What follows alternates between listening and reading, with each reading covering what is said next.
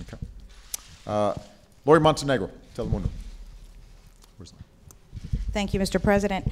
On immigration reform, the criticism in the past has been that you did not put forth legislation with specific ideas and send it up to the Hill.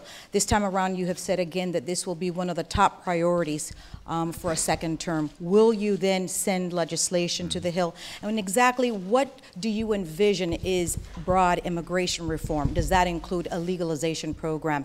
And also, what lessons, if any, did Democrats learn from this last election and the Latino vote? Well, I think what was incredibly encouraging was to see a significant increase in Latino turnout. This is the fastest growing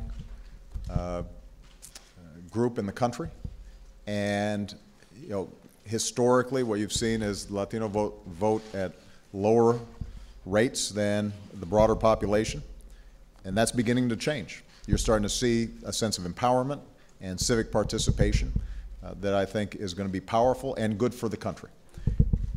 And it is why I'm very confident that we can get immigration reform done.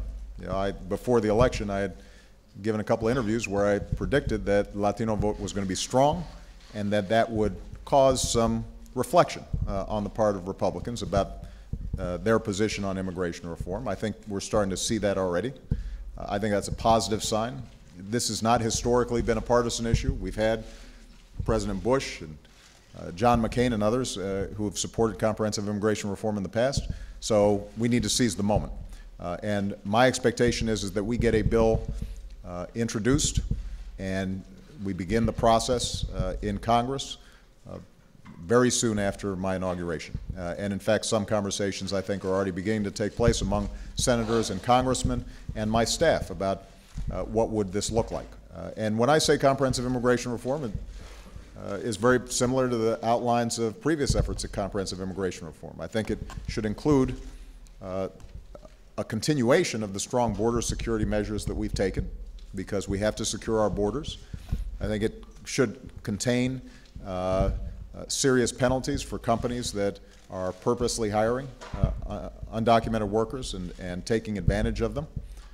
And I do think that there should be a pathway for legal status for those who are living in this country, are not engaged in criminal activity, are here simply to work. It's important for them to pay back taxes. It's important for them to learn English. It's important for them to potentially pay a fine. But to give them the avenue whereby they can resolve their legal status here in this country, I think is very important. Obviously, making sure that we put into law what the first step that we've taken administratively dealing with the DREAM Act kids is very important as well. One thing that I'm very clear about is that young people who are brought here through no fault of their own, who have gone to school here, pledged allegiance to our flag, want to serve in our military, want to go to school and contribute to our society, that they shouldn't be under the cloud of deportation, that we should give them every opportunity to earn their citizenship. And so, there are other components to it, obviously. The business community continues to be concerned about getting enough high-skill workers, and I am a believer that if you've got a PhD in physics or computer science who wants to stay here and start a business here, we shouldn't make it harder for him to stay here. We should try to encourage him to contribute to this society. I think that the agricultural sector obviously has very specific concerns about making sure that they've got a workforce that helps deliver food to our tables. So there are going to be a bunch of components to it, but I think whatever process we have needs to make sure border security is strong, needs to deal with employers effectively, needs to provide a pathway for the undocumented here, needs to deal with the DREAM Act kids, and I think that's something that we can get done.